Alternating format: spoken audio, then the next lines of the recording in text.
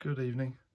Welcome to Going to Ground. My name's Andrew Rumsey, and today I'm not out in the Westwoods or at Avebury or any of the usual haunts, but back in my study on a soggy Sunday evening, just in case you were wondering which day it is, and it's Quinquagesima, friends, the Sunday before Lent, and I'm going to read to you this week's written piece, which is called In Foxbury Copse, and that's the part of the Westwoods that I've been walking through. If you've seen Going to Ground this week, you'll know that's where I've been wandering around, and some of these ideas you might recognise.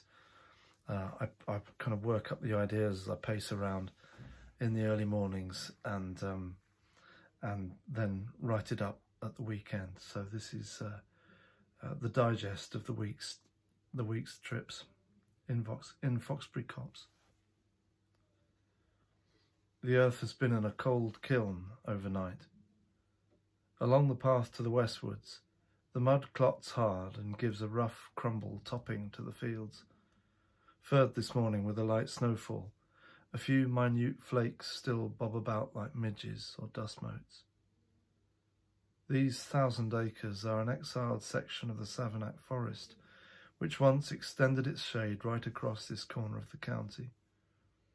Unlike the twisted oaks of the Savernake, however, the Westwoods have leaner lines, harvested when the Forestry Commission took control in the 1930s. Mainly planted to beech and conifer, the view here in winter is striking, striated, a bar chart of sheer vertical growth. I trudge among the adolescent trees, feeling a twinge in my joints. In July last year, the Westwoods were raised from anonymity by being declared as the original location for the Sarsens of Stonehenge. The extraction of these easily workable rocks continued here until 1939 and the advent of cheap concrete, thus ending a 5,000-year-old industry. There are repairs to Windsor Castle and curbstones in Swindon that employ Westwoods Sarsens, and they still rubble its surface. One or two are stood upright, an uncomplicated but strangely sanctifying act that sets them apart to peak archaeological interest. The Wansdyke cuts through here also like the seams of an old wound.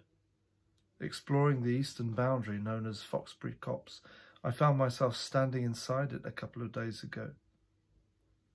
Between the lips of a leafy ditch I realised, on the verge of two kingdoms, whose ancient division we still don't understand, Romano-British or Anglo-Saxon.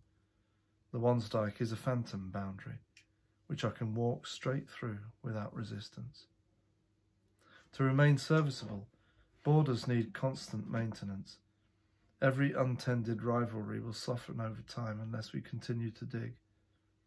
Because nature has a way of rounding the ridges, performing its natural bridge work of decomposition, we must allow the land to do its job. Being vociferous and self-obsessed, we forget that it is the essential unifying thing, not only in a universal sense, but in the real particularities of local belonging.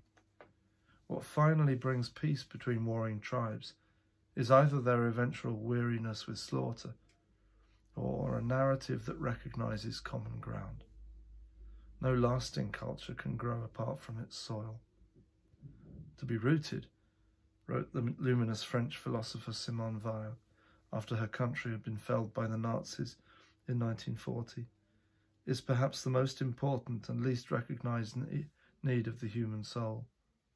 And the growing of roots, she went on to explore, demands that people find a good way of loving the land, of reckoning with patriotism, in other words, not as a monolithic thing, manipulated by the state, a cold concern which cannot inspire love, wrote Weil, but the organic local affection that grows as easily as a self-seeded sapling. Fascism mechanised this affection, pressing it into grim national service. Yet for all its blood and soil posturing, the myth that we are bound first by ethnicity is a peculiarly rootless creed. peculiarly modern too, for the arrogance of modernity was to override local attachment and assume that space-time could be conquered in abstract. Britons in their imperial phase were especially prone to this conceit, whereby the remote scoring of lines on supposedly uncharted territory was still wreaking its chaotic voodoo across the globe generations after. Every technological advance is in some way a manipulation of space, the written word included. As Simone Weil observed in The Need for Roots, one cannot cut out from the continuity of space and time an event as it were like an atom, but the inadequacy of human language obliges one to talk as though one could. Our current identity-based divisions are so sharply fragmented, in part because we cannot, yet perhaps, cope with social media's extreme dislocation. Any mosaic we form from the shards of digital culture must ease them and us back into place. The Wansdyke peters out at the fringe of the Westwoods, whose highest branches shiver and creak in leafless percussion. Through the snow-sequined air above them circles an all-surveying buzzard, suspended like a mobile.